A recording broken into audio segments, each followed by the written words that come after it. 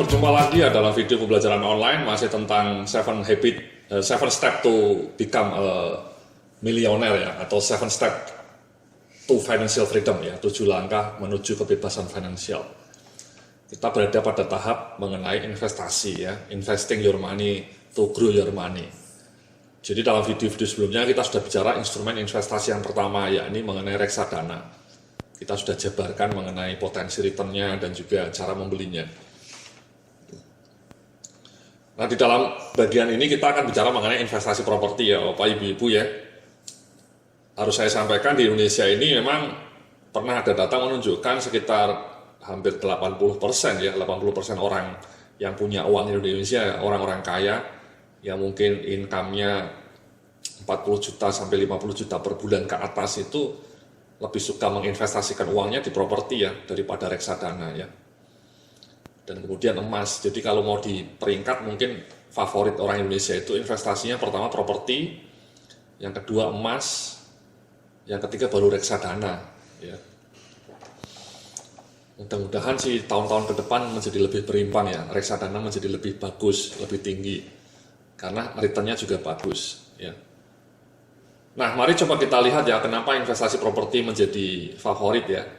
Karena saya sudah pernah bilang memang di Indonesia ini kebutuhan akan rumah itu sangat tinggi ya, karena penduduk kita sangat banyak, sekitar 250 juta. Sementara tanahnya makin sempit ya. Pulau Jawa itu salah satu pulau paling padat di dunia. Otomatis harga tanahnya ya makin naik gila-gilaan. Karena memang tanahnya sempit, orangnya makin banyak.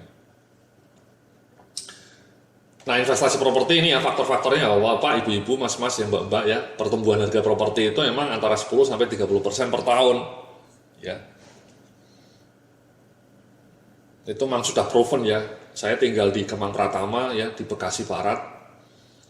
Rumah-rumah di sekitar saya ini tidak begitu tinggi ya, hanya sekitar 80 meter persegi, harganya sudah 700 juta ya. Dan kenaikannya tinggi ya, padahal tahun-tahun sebelumnya mungkin harganya cuma 400 juta ya, sekarang sudah 700 juta. Jadi hampir 2 kali lipat hanya dalam waktu sekitar 5 tahun. Artinya memang harga properti tumbuh terus ya, 30 ya paling jelek 10% lah ya. Kalau yang lebih fenomenal di perumahan-perumahan yang lokasinya bagus seperti Cibubur, Alam Sutra, Kelapa Gading, Serpong, itu mungkin pertumbuhan harga propertinya bisa sampai 30% per tahun. Kemudian yang kedua ini ya, Bapak Ibu-Ibu ya, bisa Anda lihat ya, hampir tidak pernah properti mengalami penurunan harga, seperti fluktuasi harga saham, reksadana, dan emas. Ya, kalau Anda perhatikan memang harga jual properti itu tidak pernah turun ya, paling stagnan gitu ya, jarang yang turun ya. Jadi tidak seperti harga reksadana yang tiap bulan, tiap hari bahkan mengalami fluktuasi seperti emas. Jadi kalau properti ini lebih stabil harganya. Cuman ya itu tadi tidak liquid, ya kelemahannya tidak liquid. Kalau Anda butuh uang cepat ya tidak bisa langsung seketika dijual.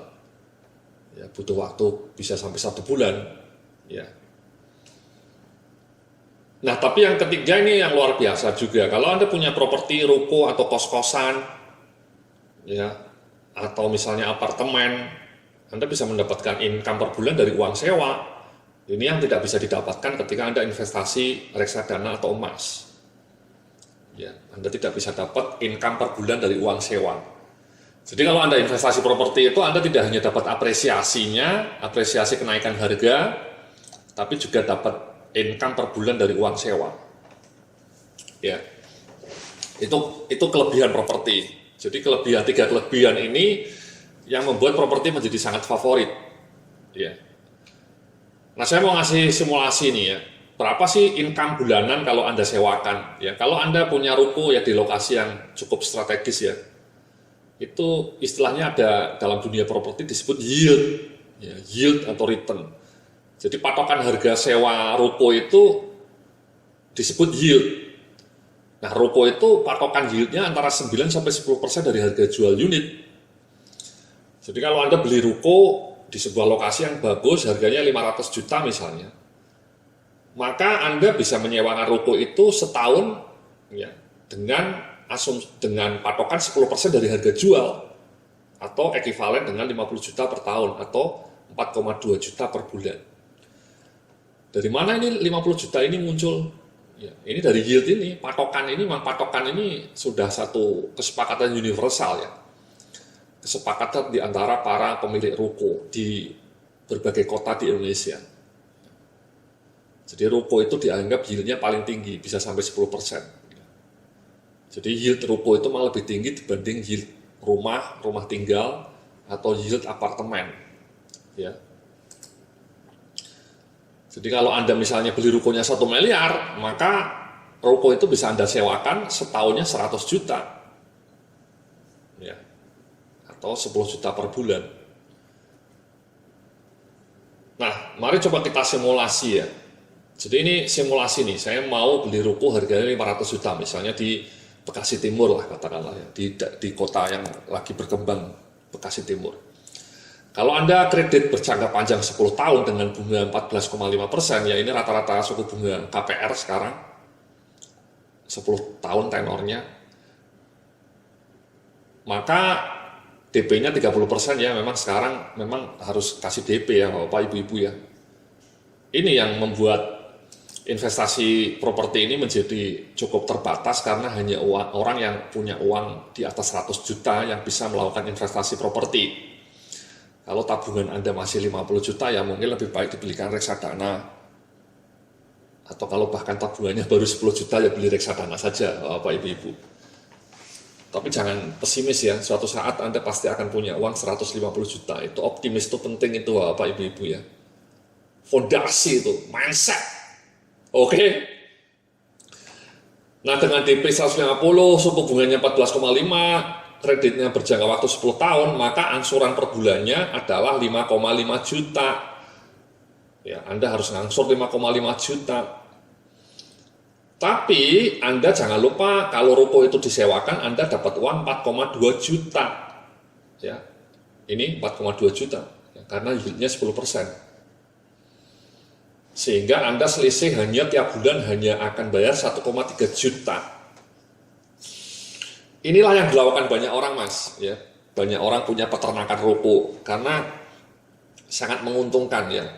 Kenapa? Karena Anda hanya bayar 1,3 juta per bulan, tapi dalam waktu 10 tahun harga ruko Anda mungkin akan naik berlipat-lipat. Mari coba kita lihat ya. Kita simulasi nih ya. Dengan asumsi naik 10%, ya, hanya 10%. Artinya dalam waktu 10 tahun harga ruko Anda sudah akan menjadi 2 kali lipat, 1,1 miliar. Ya. Jadi Anda keluar uang 500, keluar uangnya kalau Anda perhatikan tidak sampai 500 juta Bapak Ibu-Ibu ya. Anda keluar uang hanya 150 juta, bayangkan. Ya. Itulah yang ilmu yang digunakan oleh banyak orang untuk melakukan peternakan ruko. Jadi dia tidak perlu modal 500 juta, dia hanya cukup DP 150 juta, plus dia tiap bulan ngangsur 1,3 juta, which is menurut saya 1,3 juta per bulan mungkin tidak begitu tinggi ya.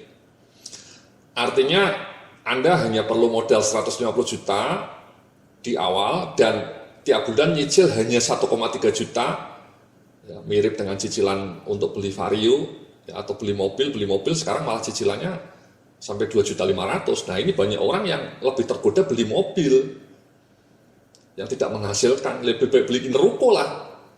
Kalau Anda punya uang 150 juta daripada dibeli mobil, DP mobil ya, misalnya Innova atau Honda Jazz atau Honda Avanza, Toyota Avanza, lebih baik beliin ruko. DP 150 juta, cicilannya per bulan lebih rendah dibanding mobil. Tapi kalau mobil dalam waktu 10 tahun, mobilmu sudah hancur harganya, depresiasi. Misalnya Toyota Avanza harganya misalnya katakanlah 180 juta.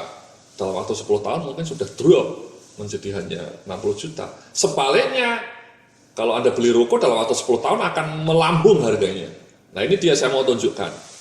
Anda keluar uang 150 juta di awal tahun, di awal periode cicil 1,3 juta, tapi dalam waktu 10 tahun, uang 150 juta plus 1,3 juta per bulan itu akan berkembang menjadi 1 miliar. Itu fantastik. Dan kita asumsinya hanya naik 10% Pak ya, Bapak Ibu-Ibu ya. Jadi dengan modal 150 juta plus nyicil 1,5 juta per bulan yang sangat ringan ya, lebih rendah dibanding cicilan mobil. Tapi dalam 10 tahun uang Anda akan menjadi 1,1 miliar. Itu kan fantastik, Mas. Itu yang kalau orang di koran-koran cerita mengenai keajaiban properti, mengenai seminar-seminar mengenai properti itu ya sebenarnya sederhana ya, seperti ini. Ini kunci rahasia kenapa banyak orang menjadi kaya dengan bisnis ruko. Ya. Sekali lagi ini bandingkan kalau Anda dibelikan Toyota Innova, ya dalam waktu 10 tahun Innova Anda nilainya hanya mungkin 200 juta. Ya. Bahkan mungkin cuma 150 juta. Harganya sama. Ya. Harga Innova sekarang hampir 500 juta juga. Ya. Jadi luar biasa ya. Ini asumsinya naiknya 10%, Mas. Bayangkan kalau naiknya 20%, yang again bukan mustahil. Banyak ruko yang naiknya tiap tahun bahkan sampai 20%. Uang Anda dalam 10 tahun bisa menjadi 2 miliar. Ya. Padahal sekali lagi, ingat ya, modal Anda hanya 150 juta, Mas. Ya, plus 1,3 juta per bulan. Itu magic. Itulah kenapa banyak orang punya peternakan ruko, karena untungnya gede banget. Setelah untung ini dia beli satu ruko lagi, beli satu lagi, dia punya 5. Ya, dalam waktu 10 tahun dia punya 5 ruko. Itu yang banyak terjadi ya. Saya punya teman yang punya sampai beberapa ruko. Ya, jadi seperti itu ya Mas ya. Magicnya terjadi karena seperti itu ya. Ada yieldnya 10%, disewakan, ya. Kemudian Anda nyicil per bulan. Ya, ini asumsi ini terjadi kalau Anda bisa menemukan penyewa yang bagus ya, yang bisa mau ngangsur 5,5 juta per bulan. Dan itu relatif mudah kalau lokasi ruko Anda bagus. Itulah Mas ya, sebenarnya rahasia kunci yang sering digembar-gemborkan di berbagai seminar itu ya sesederhana ini. Sesederhana ini. Ya. Inilah kunci ya. Anda modalnya 150 juta plus hanya setiap bulan ngangsur 1,3 juta, tapi dalam 1 tahun Anda punya ruko nilainya 10 tahun yang 1 M. Atau kalau naiknya 20% per tahun, Anda punya uang 2,5 M. Ya, bisa Anda gunakan untuk biaya pendidikan anak Anda, untuk menyekolahkan anak Anda ke luar negeri. Ya. Jadi seperti itu ya, itu untuk simulasi ruko. Nah kalau yield yang lain seperti ini ya, tadi saya bilang kalau ruko 9-10%, kalau apartemen hanya 7-10% Mas. Kalau rumah sewa 3-5%, rumah kos 5-7%. Artinya apa? Kalau Anda beli apartemen misalnya harganya 1 miliar misalnya, berarti uang sewa Anda apartemen setahun itu hanya antara 7% dari 1 miliar itu, 7% sampai 10%. Artinya 70 juta per tahun atau 100 juta per tahun. Ya.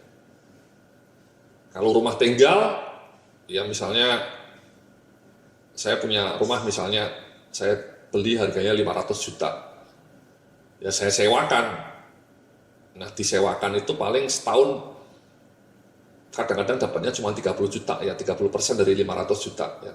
Sorry, 3% dari 500 juta. Sekitar 15 juta ya. Kalau Anda dapat yang maksimal bisa sampai 5% ya. Saya punya rumah di kampung halaman. Saya dulu beli hanya harganya 350 juta, sekarang harganya sudah 500 juta. Dan kemudian saya sewakan dengan yield 5%. 5% dari 500 juta itu sekitar 25 juta ya.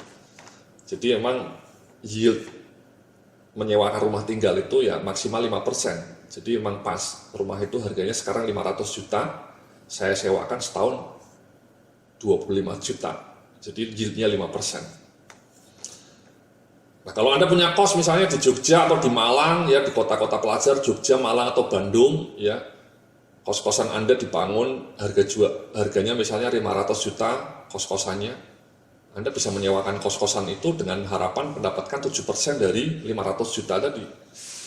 Setahun, jadi 7% dari 500 juta itu 35 juta per tahun. Ya, lumayan juga. Jadi ini kalau Anda lihat memang yield paling menguntungkan itu ruko Mas ya. Jadi karena dia aktivitas ekonomi. Sementara kalau apartemen di bawahnya, rumah sewa di bawahnya lagi, kalau rumah kos ya tengah-tengah. Ya jadi seperti itu. Ya. Nah nanti kita akan lanjutkan simulasinya bagaimana kita mendapatkan keuntungan dari berbagai properti yang lain selain yang sudah tadi kita bicarakan ruko. Terima kasih, sampai jumpa dalam video berikutnya.